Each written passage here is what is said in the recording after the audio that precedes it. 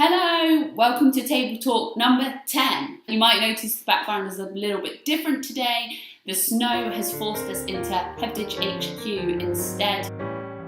So this week we have been stripping back to our CEO and CTO roles, taking responsibility and spending a little bit more time apart.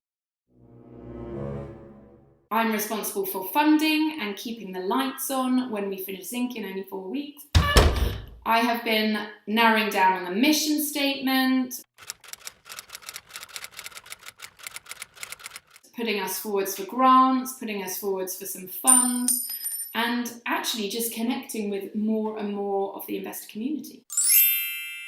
I've been honing my role as CTO, checking out technical feasibility, talking to some incredible people that have gone before us and founded other voice startups, as well as I had a really great chat with Max, the chief evangelist for Amazon Alexa in Europe, talking all things Amazon, all things Alexa, possibilities and impossibilities.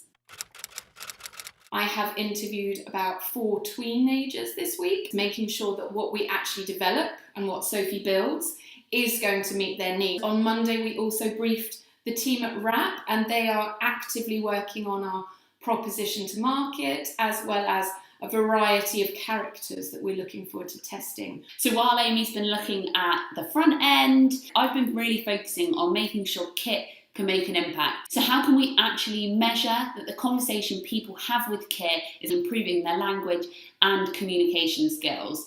And I've had a fantastic call this morning with Gillian Bridges, who is an expert in all things linguistics. And then finally, we squeezed in the most lovely lunch with Mr. and Mrs. Hebditch. We look forward to catching up with you guys all next week again. Thanks so much for listening. Bye!